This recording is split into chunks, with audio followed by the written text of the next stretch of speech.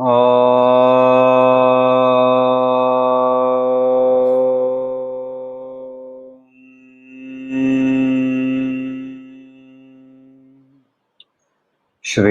गुरु गणेशाभ्याम नमः। हरिः ओम। गीता स्वाध्याय 126वें सेशन में आपका स्वागत है। अभी हम अध्ययन कर रहे हैं 8वां चैप्टर अक्षर ब्रह्म योग, जिसमें हमें ब्राह्मण का परिचय श्री कृष्ण दे रहे हैं। हमने श्लोक नंबर 3 का अध्ययन कर लिया था। श्लोक नंबर 3 पहले 2 श्लोकों के अंदर में अर्जुन ने कुछ सवाल पूछे और उस सवालों का जवाब सीक्वेंशियली श्री कृष्ण दे रहे हैं। तो पहले श्लोक के अंदर में उन्होंने ब्रह्मन के बारे में बताया और उन्होंने कहा अक्षर ब्रह्मा, अक्षरम ब्रह्म परमम। तो ब्रह्मन जो है वो अक्षर है, वो परम है। तो एक बार वो श्लोक को और एक बार देख लेते हैं।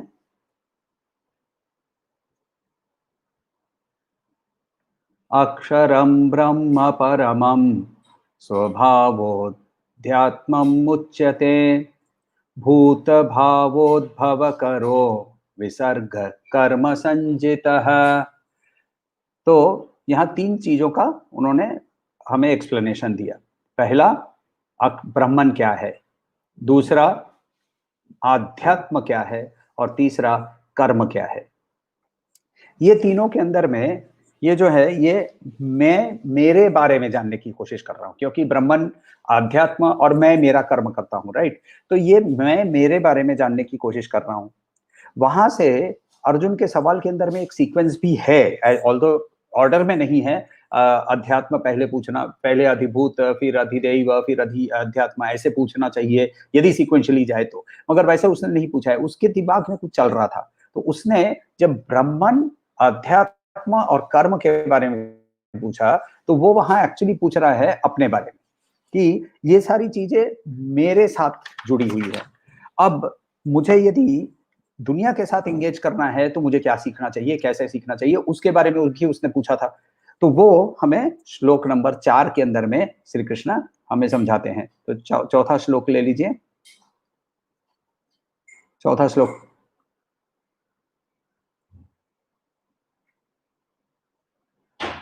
अधिभूतं क्षरो भावः पुरुषश्चाधिदैवतम् अधियज्ञोऽहमेवात्र देहे देहभृतां वर। अधिभूतं क्षरो भावः पुरुषश्चाधिदैवतम् अधियज्ञोऽहमेवात्र देहे देहभृतां वर। तो यहाँ क्या कह रहे हैं कि पहले 3 क्वेश्चन जो है वो मेरे बारे में थे। अब दूसरे हैं इस आजू बाजू में जो जगत है उसके बारे में। अधिभूतम, तो अधिभूतम उन्होंने बताया क्षर। क्षर का मतलब देखिए, पहले उन्होंने ब्राह्मण को क्या बताया था, अक्षर। तो अधिभूतम क्षर जो चेंज होता है उसका नेचर जो है वो, उसका भाव जो है वो क्षर है। जो अधिदैव जो है ये है जो हमारे अराउंड, जो हमारी नेचुरल वर्ल्ड है, जिसके अंदर में there is energy, there are powers. ये जो है इसको हम लोगों ने पहले वर्ड, जो पुरुष वर्ड है, इसको हम लोगों ने पाया था चैप्टर 7 करते समय। तो वो पुरुष को अधिदैव बोल रहे हैं। अधियज्ञ कौन है? अधियज्ञ जो है वो बोल रहे हैं कि मैं इस देह के अंदर में अधियज्ञ हूं। अधियज्ञो अहम एव सॉरी सर्टेनली एव सर्टेनली अत्र इधर देहे। किसके देह में? जो देहधारी है, यानी देह भृतम, देह के अंदर में। वर यानी सर्वश्रेष्ठ, सबसे अच्छा। यहाँ सबसे अच्छा यानी अर्जुन को बताते हुए बोल रहे हैं कि सबसे अच्छा है। तो अधिभूतम क्षरो भाव। तो यहाँ देखिए अद्वैत वेदांत जो है ना, वो इस दुनिया को नेगेट नहीं करता है। ये नहीं कहता है कि ये दुनिया खराब है, इस दुनिया के साथ हमें इंटरैक्ट नहीं करना चाहिए, हमें मुंह मोड़ लेना चाहिए, क्योंकि ये तो सब माया है। ऐसी जिन लोग इंटरप्रिटेशन करते हैं उन लोगों को अद्वैत वेदांत एक्चुअली समझ में नहीं आया है, और वो बोलते हैं ना कि अल्प विद्या सर्वनाशी। तो वैसा बिना मनन किए, बिना आप्तजन के पास से ज्ञान प्राप्त किए, बिना निधिध्यासन किए जब हम बात करते हैं तो सर्व ही माया है, इसको छोड़ दो, तो वो फिर क्या होता है, एक ऐसा था कि एक आश्रम में गुरु के पास बहुत सारे शिष्य थे। अचानक से एक मत्त हाथी जो मस्त हो जाता है ना उसको, तो वो जब दौड़ के आ रहा था तो ऊपर से माहौत चिल्ला रहा है कि हट जाओ रास्ते से, हाथी पागल हो गया है। तो एक लड़का हटा नहीं, हाथी ने सूंड से उसको उठाया, पटक दिया, पटकने के बाद वो चला गया वहां से, और वो बेचारा इंजर्ड हो गया। उसको फिर लोगों ने उठाया, फिर गुरु ने उसको पूछा कि भाई तुम हटे नहीं क्यों, तुम क्यों खड़े थे? तो वो बोलता है कि हाथी भी ब्रह्म, मैं भी ब्रह्म, क्यों ब्रह्मन के लिए हटेगा क्या? गुरु ने बहुत अच्छा सवाल पूछा कि वो तो बात सही है, तो फिर माहौत भी ब्रह्मन था ना, और माहौत तो बोल रहा था, तो वो बात क्यों नहीं सुनी? तो व्यावहारिक जीवन के अंदर में जब हम व्यवहार के साथ काम करते हैं तो हम सब कुछ को सेम जानते हुए भी उसके व्यावहारिक रूप में फर्क होता है, और उसके व्यवहारिक रूप के फर्क के साथ ही उसके साथ डील करते हैं। अंगूठी सोने से ही बनी हुई है, कान की जो ईयररिंग्स होती है वो भी सोने से बनी होती है, मुकुट भी सोने से बना होता है। तो मुकुट को लेकर कान में नहीं पहनते हैं ना, तो मगर सब कुछ सोने से बना हुआ है, बहुत क्लियरली हम पहचानते हैं। तो वेदांत, अद्वैत वेदांत इस दुनिया को नेगेट नहीं करता है, मगर ये बताता है कि इसके साथ हमें कैसे एंगेज करना चाहिए। इसके साथ यदि व्यवहारिक रूप से हमें इसके साथ डील करना है तो इसके साथ हम डील कैसे करें।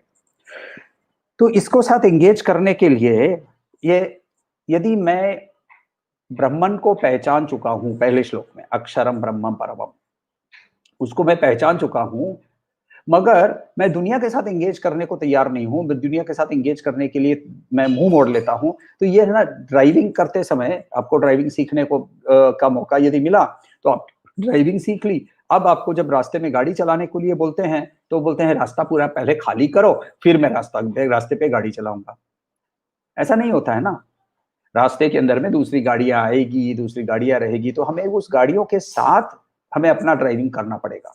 तो इसीलिए इस दुनिया के साथ एंगेज करते हुए हमें यदि शांति चाहिए तो हमें इस दुनिया के नेचर को समझना बहुत इंपॉर्टेंट है।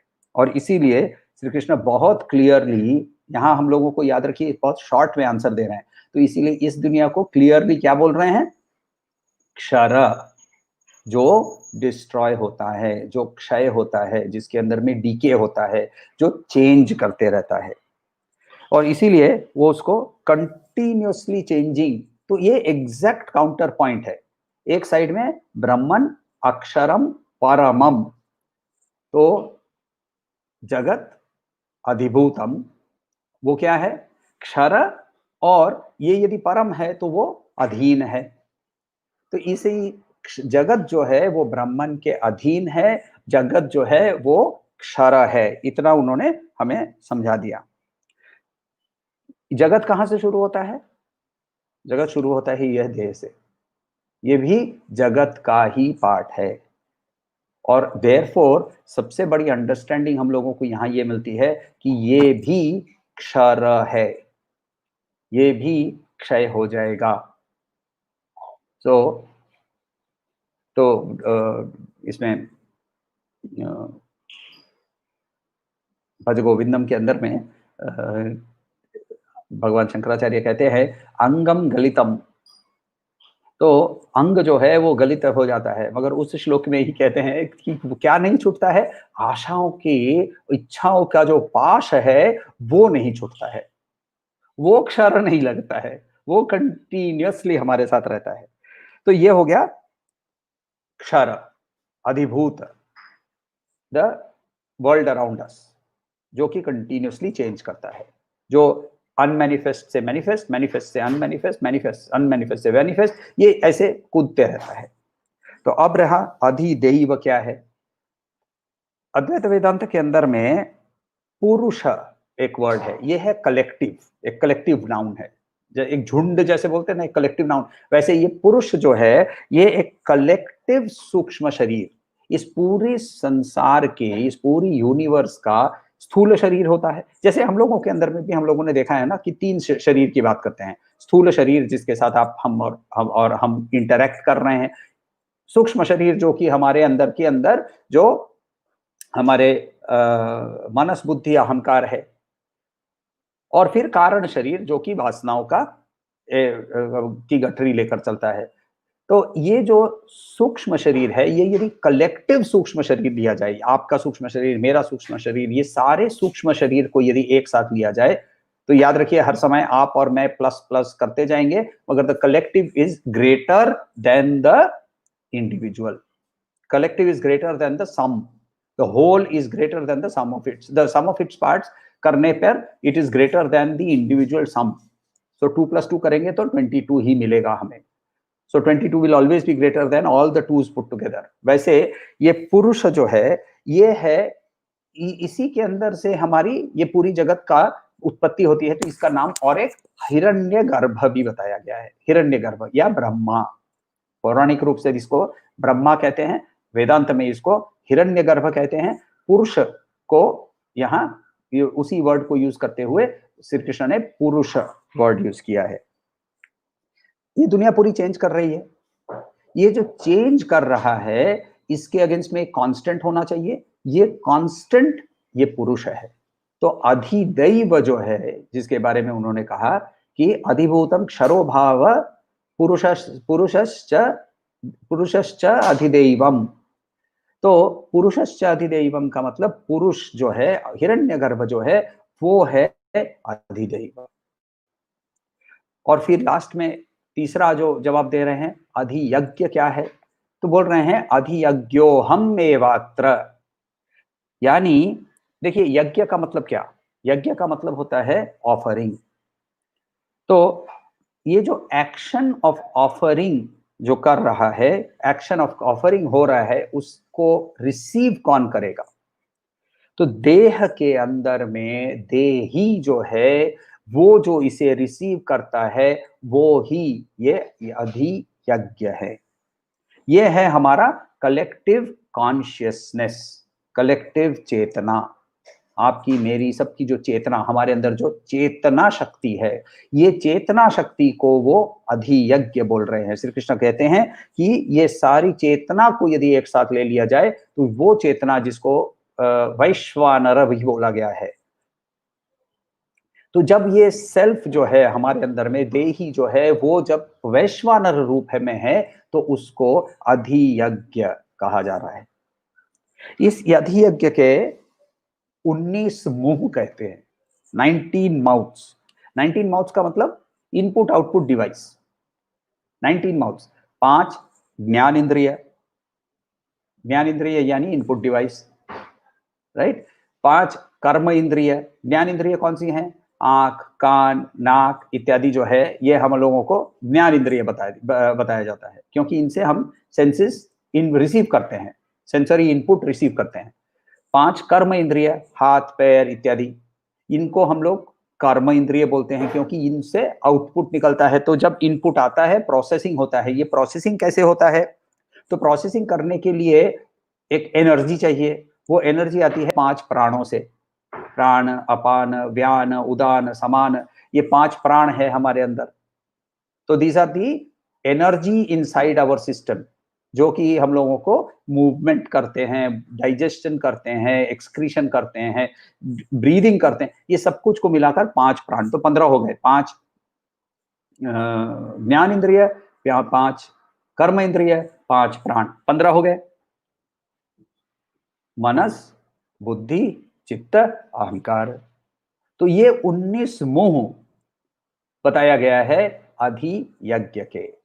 यानी आप यदि ये 19 को देखें तो what we are seeing here कि ये है जो कि पूरी कलेक्टिव रूप से जो सामने खड़ा है जिसको हम लोग ईश्वर भी कहते हैं। तो हमारे अंदर ये जो capacity to experience material objects, जो हमारे विषय वस्तु व्यक्ति को हम एक्सपीरियंस कर रहे हैं, ये कहां से आता है? ये इस अधियज्ञ से आता है। और इसीलिए इसको श्री कृष्ण ने अधियज्ञ वर्ड यूज किया है।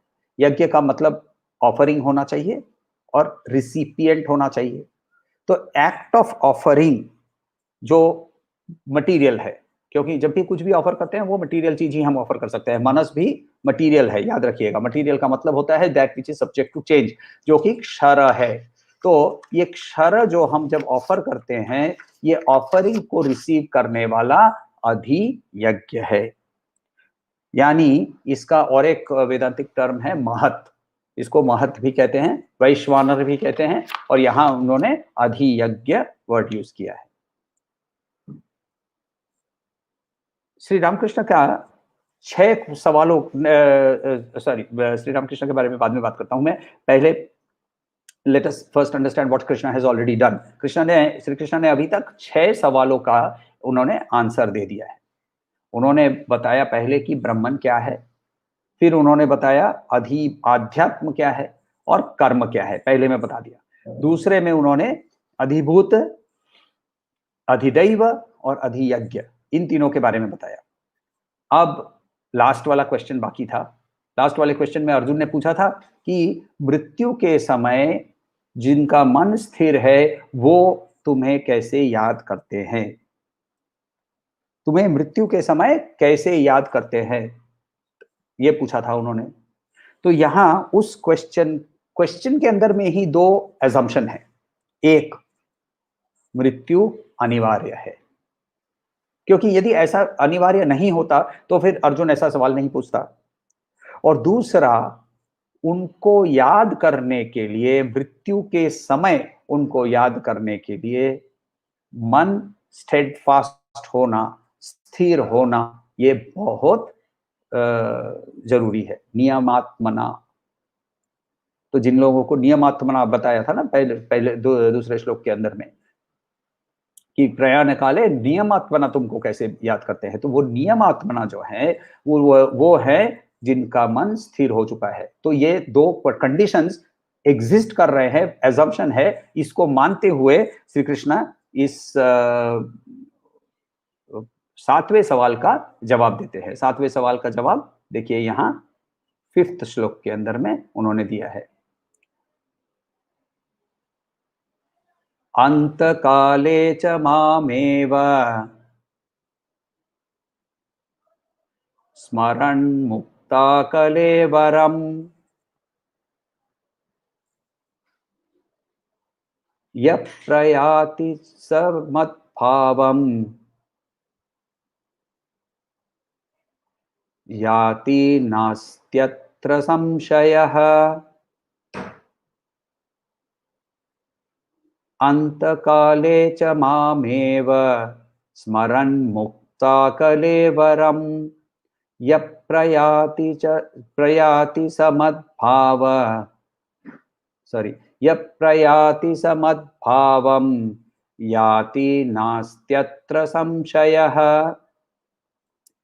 अंतकाले, मृत्यु के समय, च एंड, माम, मुझे, एव, ओनली, स्मरण, याद करना, मुक्त्वा, छोड़ देना, कलेवरम, कलेवरम शरीर। तो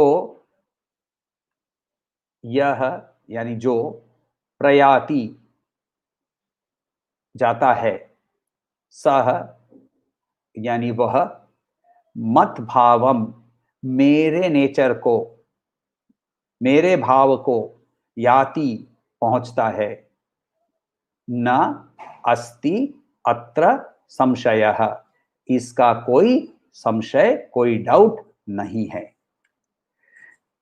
तो यहां क्या बोल रहे हैं श्री कृष्ण? इस पूरे वर्ष को ले लेते हैं कि मुझे याद करते हुए जो मृत्यु के समय मुझे याद करते हैं, उस समय वो मेरे पास ही आते हैं, इसका कोई संशय नहीं है।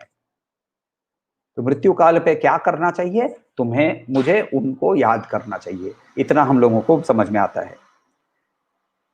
एक चीज सोचिए, नॉलेज और विजडम, इसमें फर्क क्या है?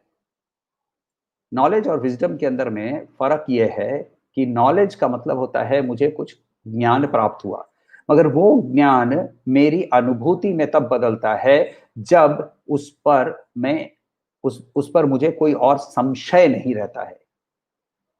और वो संशय ना रहना तब हो सकता है जब मैं एक्सपेरिमेंट करता हूं। एक्सपेरिमेंट कब कर सकता हूं? जब मैं तैयार होता हूं कि किसी चीज को लेकर चिंतन मनन करके, इक्विपमेंट यूज करके उसके बारे में मैं कुछ एक्सपेरिमेंट करूं। तो चलिए हम लोग मृत्यु का एक्सपेरिमेंट करते हैं। संभव नहीं है ना? सब कुछ एक्सपेरिमेंट से नहीं होता है। सब कुछ एक्सपेरिमेंट से हमें प्रमाण नहीं मिलता है, और इसीलिए हम पहले अपने प्रियजन के पास जाते हैं, अपने गुरु के पास जाते हैं और आप्त प्रमाण प्राप्त करते हैं। ये हमारे लिए संशय रिमूव करने का एक मतलब होता है। तो यहां श्री कृष्ण अर्जुन के आप्त जरूर है, मगर एक्चुअली फॉर दैट मैटर हमारा जो देही है, जो देही हमें चलाता है, ये ही एक्चुअली सबसे प्रिय है, क्योंकि ये ही सब है। हम अपने आप को सबसे ज्यादा किसी को प्यार नहीं करते हैं, और इसका प्रमाण आप किसी भी एल्बम को ले लीजिए, किसी फेसबुक के फोटोग्राफ को देख लीजिए, ग्रुप फोटोग्राफ को देख लीजिए। पहले खोजते हैं हम अपने आप को, पहले पहचानते हैं हम अपने आप को। और इसका एकमात्र कारण यह है कि हम अपने आप से सबसे ज्यादा प्रेम करते हैं, और ये जो अपने आप का प्रेम है, इसका कारण ही वो है कि ये एक्चुअली हमारे अंदर प्रेम ही हमारा एक्चुअल स्वरूप है, आनंद ही हमारा एक्चुअल स्वरूप है, और उसी के कारण ये हमारा ऐसा बिहेवियर होता है। मगर हम इसको आवरणों से ढाक लेते हैं और अपने आप को शरीर, मानस और बुद्धि समझने लगते हैं। तो इसीलिए श्री कृष्ण कहते हैं न अत्र संशय अस्ति, कोई डाउट नहीं है। किस चीज का डाउट नहीं है? कि जब मृत्यु के समय उनको याद करेंगे तो उनके पास जाएंगे, इसका कोई डाउट नहीं है। इसका प्रमाण क्या है? इसका प्रमाण कौन दे सकता है? तो इसके लिए देखिए, सब चीज का प्रमाण नहीं होता है। इसके लिए भी मैं आपको एग्जांपल देता हूं। आप कल रात को सोए थे और आई एम श्योर आज सवेरे उठे भी हैं। अच्छा, मुझे प्रमाण दीजिए कि आप अच्छी तरह से सोए थे। आप अच्छी तरह से सोए थे, इसका प्रमाण नहीं है, राइट? आप मुझे कभी भी प्रूव नहीं कर सकते कि आप सोए थे। या अच्छा चलिए, आपने सपना देखा। आपने सपना देखा तो उस सपने का प्रमाण सिर्फ आप ही के पास है, मेरे पास नहीं है, और आप मुझे कभी भी प्रमाण नहीं दे सकते हैं। तो therefore at some point of time हमें शास्त्र को, उसके वचन को प्रमाण ही स्वरूप में मान लेना चाहिए। तो देही का एग्जिस्टेंस का हम लोगों ने ऑलरेडी एग्जाम्पल देखा हुआ है। एग्जाम्पल सिर्फ नहीं, इंटेलेक्चुअली देही का एग्जिस्टेंस है, और मैं देही नहीं हूं, ये शरीर देही नहीं है, ये हम लोगों ने ऑलरेडी इंटेलेक्चुअली समझ लिया है। कैसे? जैसे हम लोग सोने का साक्षी, नींद का साक्षी कौन है? कोई तो होगा ही ना, नहीं तो हमें पता कैसे चलेगा कि मैं सोया था? इस शरीर के बदलाव का साक्षी कौन है? कोई तो होगा ना, क्योंकि वो, नहीं तो ये बदलाव हो रहा है कैसे पता चल रहा है? तो ये जो बदलाव की साक्षी है, बदलाव का साक्षी है, नींद का साक्षी है, ये मेरे अंदर ही है। और ये जो मेरे अंदर ये जो साक्षी है, ये इसको ही हम लोग देही कह रहे हैं, और ये मेरा सबसे प्रिय है। आप्त में से सबसे आप्त यही है, क्योंकि ये अपने आप ही मैं, ये यही मेरा स्वरूप है, यही मैं हूं। तो मुझे याद, अच्छा तो इतना तक तो समझ में आ गया। श्री कृष्ण ने कहा मुझे याद कर लेना। तो याद कैसे करेंगे? याद कैसे करेंगे? अच्छा, एक चीज बताइए, आपको आप अभी ये सुन रहे हैं, ये हमारी जो डायलॉग हो रही है, ये डायलॉग आप सुन रहे हैं, इसका आपको याद रखना, इसको याद कैसे करेंगे? इसको याद कैसे रखेंगे? तो ये इसका स्मरण करने के लिए आपको या तो हम जो अभी डिस्कस कर रहे हैं वो टॉपिक का स्मरण होगा, व्यक्ति का स्मरण होगा। तो यदि व्यक्ति का या विषय का स्मरण जब करते हैं, तब हमारे सामने एक ऑब्जेक्ट आता है। जैसे एक किसी स्थान के बारे में हमको यदि हम स्मरण करते हैं, तो एक पिक्चर आता है। नैनीताल तो एक लेक आ गया सामने, गोवा तो कुछ नारियल के पेड़ आ गए, बीचेस आ गए। तो जैसे वैसे ही हम किसी का नाम लेते हैं, XYZ का नाम लेते हैं, तो XYZ का नाम लेते ही उसकी तस्वीर हमारे सामने आ जाती है, राइट? वो तस्वीर के माध्यम से ही उसको हम समझ सकते हैं, याद कर सकते हैं। अब श्री कृष्ण यहां कह रहे हैं कि मुझे याद करो, मगर मुझे यदि आत्मन है, तो आत्मन का ना तो रूप है, ना गुण है, ना आकार है, तो उसको मैं कैसे याद करूंगा?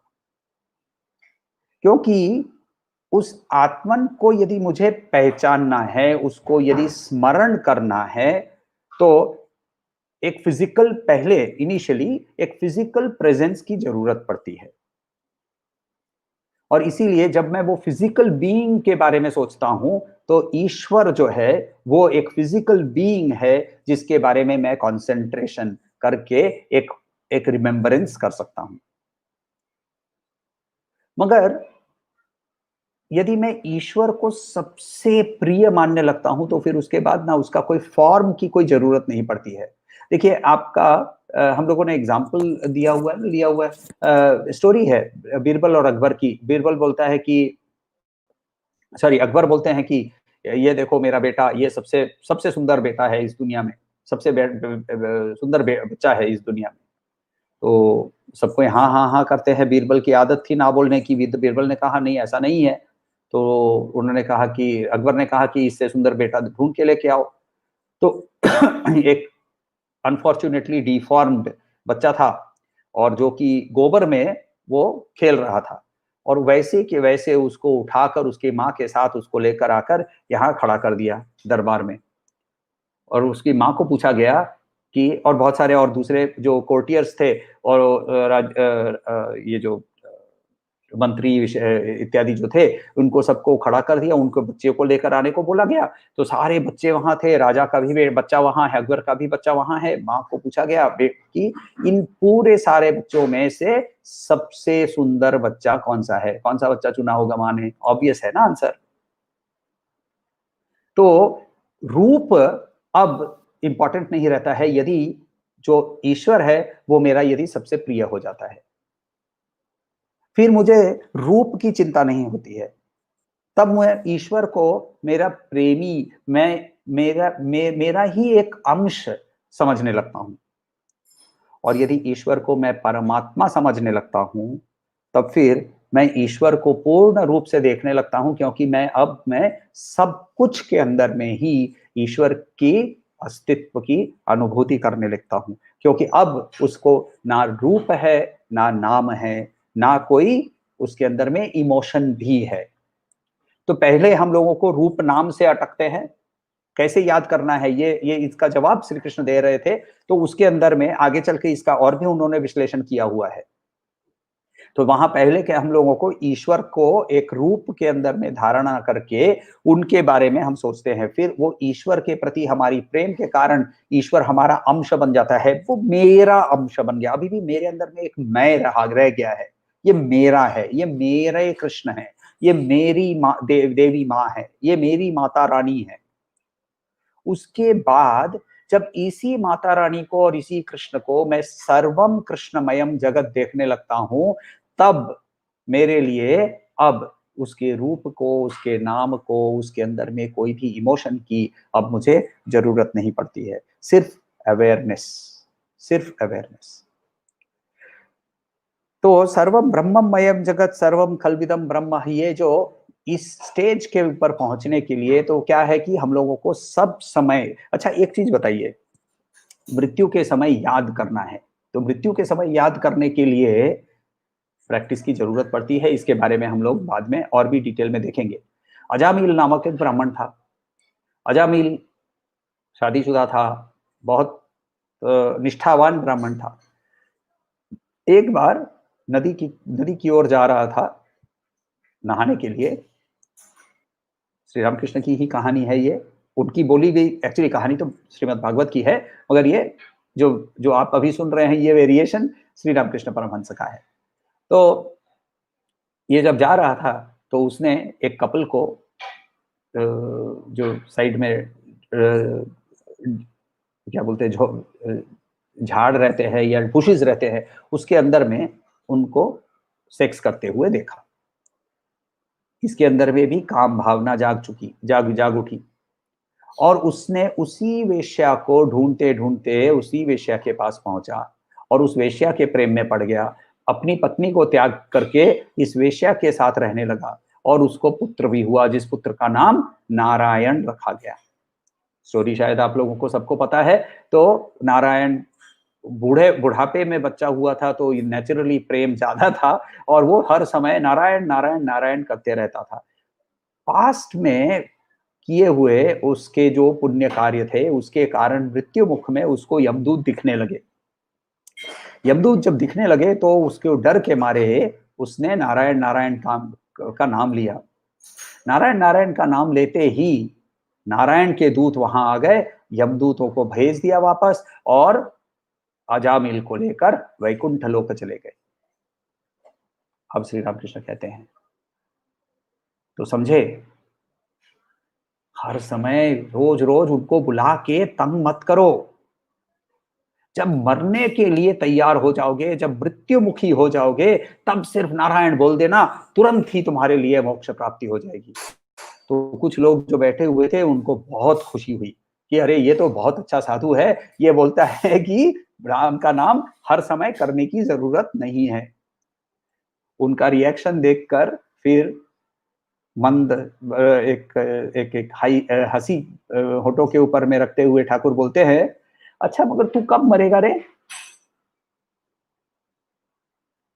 क्योंकि मृत्यु का समय हमारे हाथ में नहीं होता है, और इसीलिए अंतकाले बाय डेफिनेशन मीन्स कि हमें इसके बारे में सब समय उनका याद करना जरूरी है। पूर्वाभ्यास के बिना उनका स्मरण मृत्यु मुख पे संभव नहीं है। तो इस समय अभी तक श्री कृष्ण ने 7 सवालों का जवाब दे दिया। 7वें सवाल में उन्होंने मृत्युमुखी जब होता है व्यक्ति तब क्या करना चाहिए उसके बारे में उन्होंने बहुत क्लियरली बताया। अंतकाले च माम एव स्मरण मुक्त्वा कलेवरम य प्रयाति समद्भावम याति नास्त्यत्र संशयः।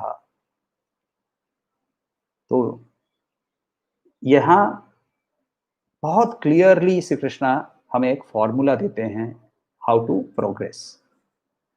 सो इस पॉइंट पे हम लोग आके अभी इन्होंने 7 सवालों का जवाब इन शॉर्ट दे दिया है।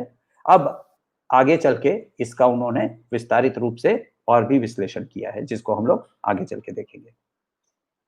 कोई सवाल हो तो बताइएगा।